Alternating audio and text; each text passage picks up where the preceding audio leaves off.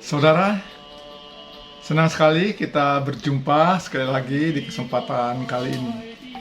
Saudara, saya mau mengajak kita kali ini untuk berbicara bagaimana pikiran kita mengendalikan perasaan kita.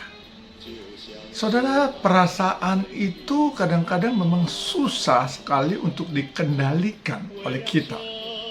Khususnya bagi kita orang-orang yang punya perasaan yang lebih dibanding dengan pikirannya. Maksudnya, orang-orang yang lebih sering menggunakan perasaannya atau lebih sering terganggu perasaannya atau perasaan lebih berperan lebih banyak di dalam kehidupannya. Nah, saudara, saya mengambil contoh misalnya begini, saudara.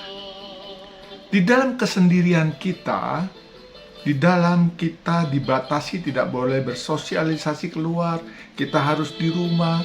Nah, saudara, ini akan banyak mengganggu perasaan-perasaan kita. Nah, saudara, banyak perasaan kita yang begitu terganggu dan kita merasa begitu susah, kita merasa kita terkekang, dan kita merasa kita itu secara manusia seakan-akan seperti tidak ada harapan. Hari ke hari begitu saja lewat dan begitu saja lewat. Nah, saudara, perasaan kita berkecamuk di dalam diri kita. Nah, saudara, waktu situasi itu datang, coba kita mulai berpikir, saudara, kita gunakan pemikiran kita. Kita masih bersyukur walaupun kita sendiri, tapi kita ada di rumah kita sendiri, bukan di rumah sakit, saudara.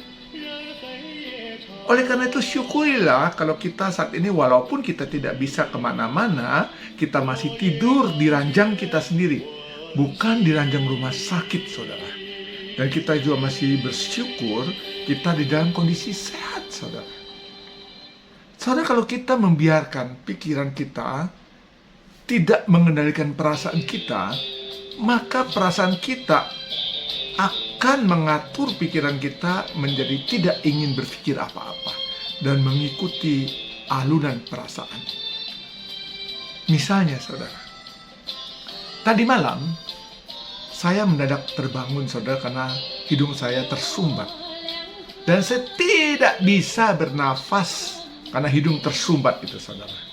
Nah, waktu saya terbangun, saya agak cemas, perasaan saya tidak enak. Lalu saya membayangkan saat-saat detik-detik terakhir waktu istri saya terkena COVID dan dia susah bernafas. Saudara, pikiran saya langsung menerawang dan merasakan penderitaan yang dia rasakan. Dan waktu saya mengikuti perasaan itu, saudara, saya semakin terganggu dan semakin terganggu. Akhirnya pikiran saya kacau dan akhirnya saya menjadi malas untuk berpikir.